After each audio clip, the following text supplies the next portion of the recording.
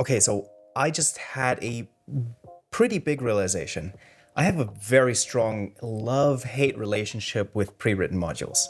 For the most part, I really love them. Like, they're super creative most of the time. They're plot hooks that I couldn't even have come up with myself. The stories are great. You can clearly tell that people spend a lot of time writing one-shots, adventures, even complete campaigns. And I really admire those people writing those campaigns because I could never. But this is one thing that kind of gets under my skin. And you probably already know what it's going to be. The battle maps. I think they're always kind of lacking. They're lacking in detail, lacking in story, lacking in color, in vibrance, in vibe, lacking that magical spark that pulls people into the story. Instead of building immersion, they kind of break it for me.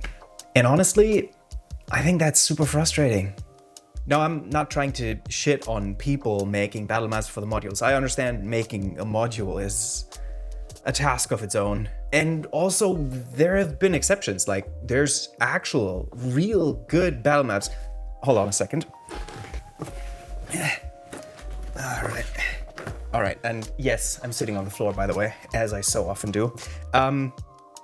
This is a battle map that I've used in a one-shot recently.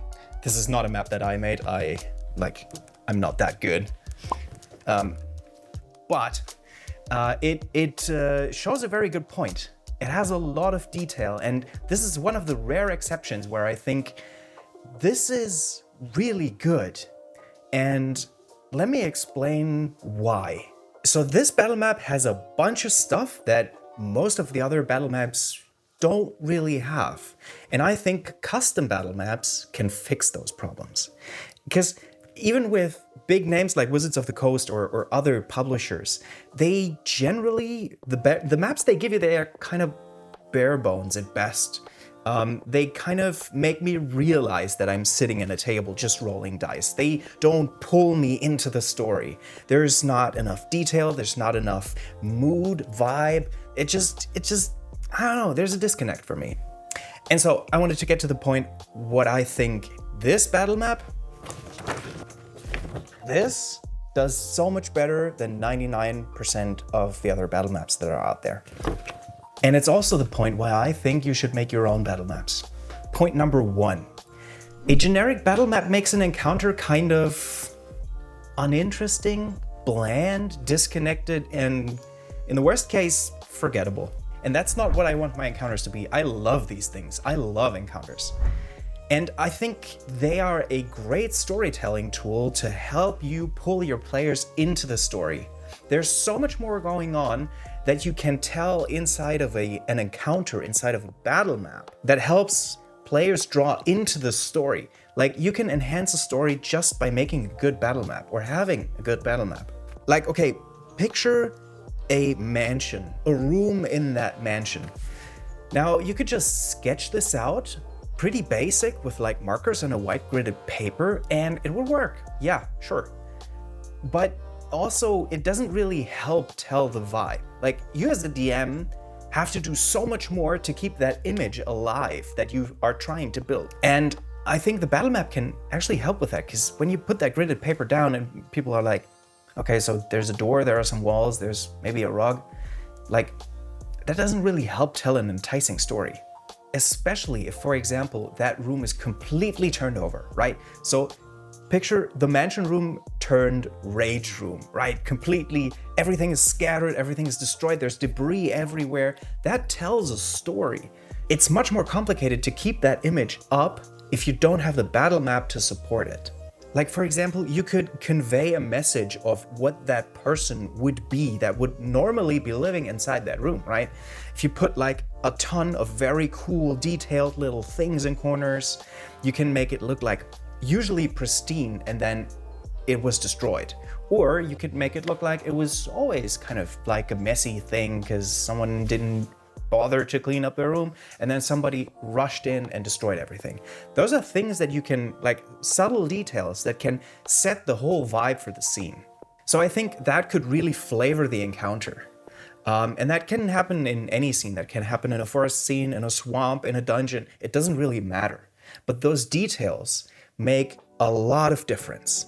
Like you could also build a villain's lair that has like different statues that are reflecting their obsession, for example. Or you could put some ominous sigils in there. Of course, you can describe that, and that would also work. But if you have it on the map, like if you describe something like that, and then they get a map and all of this detail that you were describing isn't there, there's a disconnect. Okay, point 2. I think you can build much more immersion with that.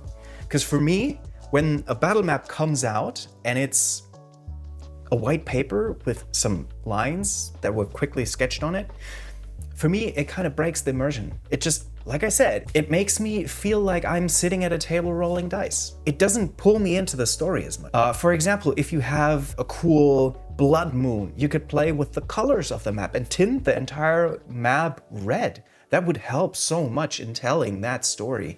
And if I just get something that just serves a mechanical purpose, it kind of pulls me out of this a little bit. And for me, that's just a missed opportunity for great storytelling. And now number 3, and I think this is my most important point. When you put something down that is very basic, something like this, that really doesn't help get creative with what I can do in my combat. We already have those problems in turn-based combat, that the player that has their turn is scrambling what they can do, and the other players are kind of twiddling their thumbs, kind of following along, sometimes tuning out if it's late in the session. We've all had that. And I think a detailed battle map could help with that. Let me explain.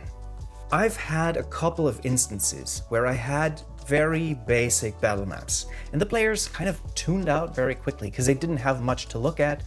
Following along they were more obsessed with their own stuff, and following along wasn't their top priority because ultimately it wasn't that enticing. And I've run very similar encounters with a detailed battle map, and suddenly the engagement was way higher. And there's a simple reason for that. There's a lot of detail in this. Like, take a look at this, right? There's tons of stuff here. Like, there's tiny little details. There's all kinds of... it's too big, I'm sorry. There's a ton of stuff there. There are tons of little details, barrels, crates, oil lanterns, ropes, whatever. And for me, it's the same as sitting on a blank piece of paper when I'm trying to write a one-shot, right? This blank piece of paper is super intimidating because I got nowhere to start. The thing is, the players don't really start with nothing. They don't start with a blank piece of paper. But if you give them a blank piece of paper, then that's what they're likely going to focus on. Because if we have a battle map in front of us, people are going to look at that, and they are going to think about what they can do with that stuff. And so, for example, while on some encounters where I had a basic battle map, players didn't really do much, I've had the other instances where I designed an intricate battle map, something like this here.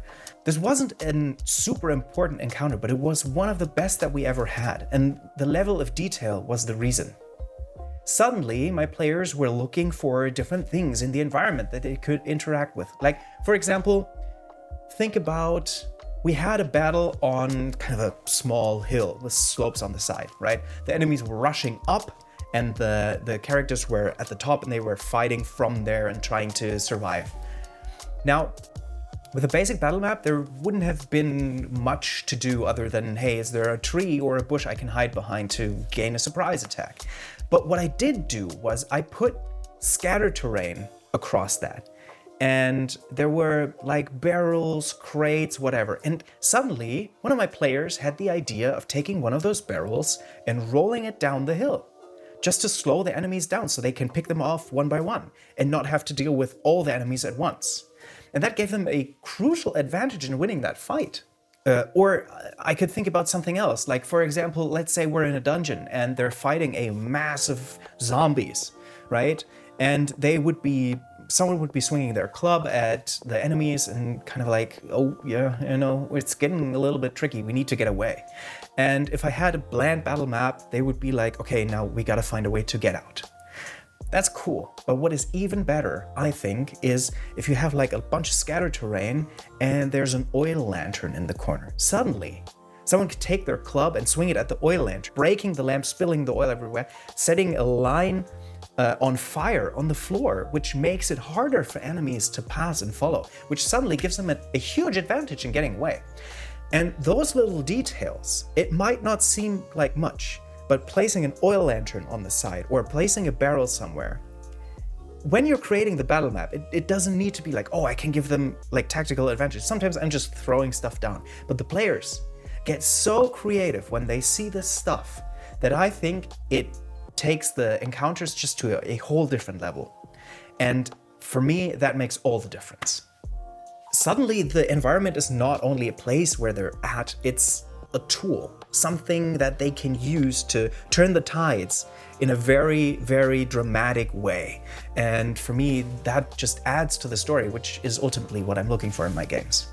So in my experience, beautifully designed and highly detailed battle maps do help a lot with encounters. They help a lot with the creativity. They help a lot with keeping the players engaged.